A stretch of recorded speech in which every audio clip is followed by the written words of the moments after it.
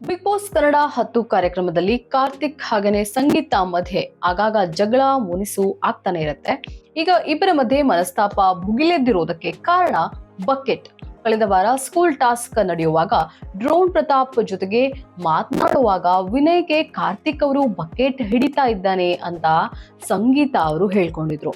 ಇದೇ ಮಾತನ್ನ ಇಟ್ಕೊಂಡು ವೀಕೆಂಡ್ ನಲ್ಲಿ ಎಸ್ ಆರ್ ನೋ ರೌಂಡ್ ನಲ್ಲಿ ಕಿಚ್ಚ ಸುದೀಪ್ ಸ್ಟೇಟ್ಮೆಂಟ್ ಆಗಿ ಕೇಳ್ಬಿಟ್ರು. ಆಗ ಸಂಗೀತ ಬಿಟ್ಟು ಇನ್ಯಾರೂ ಕೂಡ ಎಸ್ ಅಂತ ಹೇಳಲೇ ಇಲ್ಲ.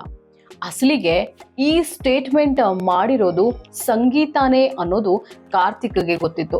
ಯಾಕಂದ್ರೆ ಇದಕ್ಕೂ ಮುನ್ನ ಸಂಗೀತ ಕಾರ್ತಿಕ್ ಮಧ್ಯೆ ಮಾತಿನ ಚಕಮಕಿ ಕೂಡ ನಡೆದಿತ್ತು. ನೀವು ಮುಂಚೆ ಇದ್ದ ಹಾಗೆ ಇಲ್ಲ, ವಿನಯ್ ಹಿಂದೆ ಹೋಗ್ತಾ ಇದ್ದೀರಿ ಅಂತ ಹೇಳಿ ಸಂಗೀತ ಹೇಳಿದಾಗ ಮಾತಿಗೆ ಮಾತು ಬೆಳೆದು ಸ್ಟುಪಿಡ್ ಅಂತ ಹೇಳಿದ್ರು ಕಾರ್ತಿಕ್. ಈ ಗಲಾಟೆ ಆದ್ಮೇಲೆ ಬಕೆಟ್ ಬಗ್ಗೆ ಸುದೀಪ್ ಸ್ಟೇಟ್ಮೆಂಟ್ ಕೊಟ್ಟಾಗ ಅದು ಸಂಗೀತರದ್ದೇ ಮಾತು ಅನ್ನೋದು ಕಾರ್ತಿಕ್ಗೆ ಗೊತ್ತಾಗೋಯ್ತು. ಅದಕ್ಕೆ ತಕ್ಕ ಹಾಗೆ ಸಂಗೀತ ಕೂಡ ಎಸ್ ಬೋರ್ಡ್ ಹಿಡಿದಿದ್ರು, ತಮ್ಮ ನಿಲುವನ್ನ ಸ್ಪಷ್ಟವಾಗಿ ತಿಳಿಸಿದ್ರು. ಇದಾದ್ಮೇಲೆ ಮಡಿಕೆ ಹೊಡೆಯುವಂತಹ ಟಾಸ್ಕ್ ನಲ್ಲಿ ಸಂಗೀತ ಫೋಟೋ ಇಟ್ಟು ಕಾರ್ತಿಕ್ ಅವರು ಹೊಡಿತಾರೆ. ಇದು ಸಂಗೀತಗೆ ಬೇಸರ ಕೂಡ ಮೂಡಿಸ್ತು. ಯಾಕೆ ಇಷ್ಟು ಕಷ್ಟ ಕೊಡ್ತಾ ಇದ್ದೀರಾ, ಯಾಕೆ ಹೀಗೆ ಮಾಡ್ತಾ ಇದ್ದೀರಾ, ನಾನು ಪ್ರತಾಪ್ಗೆ ಹೇಳಿದ ಮಾತು ಅದನ್ನ ಓಪನ್ ಸ್ಟೇಟ್ಮೆಂಟ್ ಅಂತ ಕೇಳಿ ಇರೋದು ಹಾಳು ಮಾಡ್ತಾ ಇದ್ದೀರಾ. ಮೊದಲೇ ನನಗೆ ಕಮ್ಮಿ ಫ್ರೆಂಡ್ಸ್, ಎಲ್ಲರೂ ನನ್ನ ತಲೆ ಹೊಡೆದು ಹಾಕಿರೋದನ್ನ ನೋಡಿ ನಿಮ್ಗೂ ಖುಷಿ ಆಗ್ತಾ ಇತ್ತಾ? ನನ್ನ ಕಾರ್ತಿಕ್ ಮಧ್ಯೆ ಸಣ್ಣ ಕಿತ್ತಾಟ ಇತ್ತು ಅಷ್ಟೇ, ಅದನ್ನ ನಾನು ಪರಿಹಾರ ಮಾಡ್ಕೊಳ್ತಾ ಇದ್ದೆ.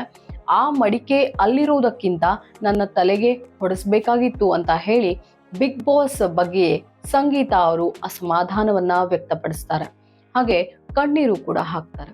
ಜೊತೆಗೆ ಇವನೊಬ್ಬ ಸೇರ್ಕೊಂಡ, ಆ ಕಡೆ ಸೇರಿದವರೆಲ್ಲ ಎಲಿಮಿನೇಟ್ ಆಗ್ತಾ ಹೋಗ್ತಾರೆ, ನೋಡ್ತಾ ಇರಿ, ನಾನು ದ್ವೇಷ ಮಾಡಲ್ಲ, ಕೋಪ ಬರೋದು ಸಹಜ, ನನ್ನನ್ನ ಬಕೆಟ್ ಅಂತ ಕರೆದಿದ್ರೆ ನನಗೂ ಕೋಪ ಬರ್ತಾ ಇತ್ತು ಅಂತಲೂ ಕೂಡ ಸಂಗೀತ ಅವರು ಹೇಳ್ಕೊಂಡಿದ್ದಾರೆ.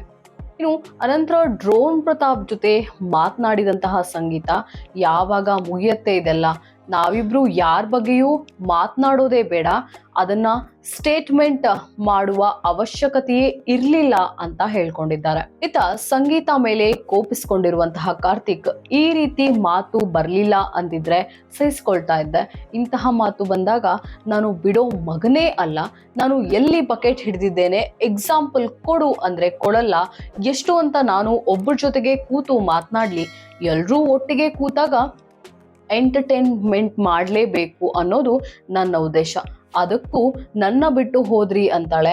ಎಲ್ಲದರಲ್ಲೂ ಕೂಡ ತಪ್ಪನ್ನ ಹುಡುಕಿದ್ರೆ ಹೇಗೆ, ಎಲ್ಲರ ಜೊತೆಗೂ ಇರಬೇಕು ಅನ್ನೋದು ನನ್ನ ಆಸೆ. ಎಷ್ಟು ದಿನ ಇರ್ತೀವೋ ಗೊತ್ತಿಲ್ಲ, ಇರೋಷ್ಟು ದಿನ ಸದ್ಬಳಕೆ ಮಾಡ್ಕೊಳ್ಬೇಕು ಅಂತ ಹೇಳಿ ಸಿರಿ ಜೊತೆ ಮಾತನಾಡುವಾಗ ಕಾರ್ತಿಕ್ ಹೇಳ್ಕೊಂಡಿದ್ದಾರೆ.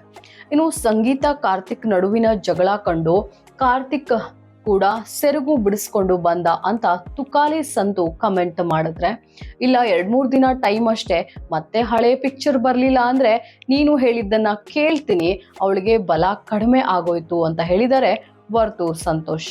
ಹಾಗಾದ್ರೆ ಕಾರ್ತಿಕ್ ಇಲ್ಲದೆ ಸಂಗೀತಗೆ ಬಲ ಇಲ್ವಾ? ಇಬ್ರು ಮತ್ತೆ ಒಂದಾಗ್ತಾರಾ? ಕಾದ್ ನೋಡೋಣ.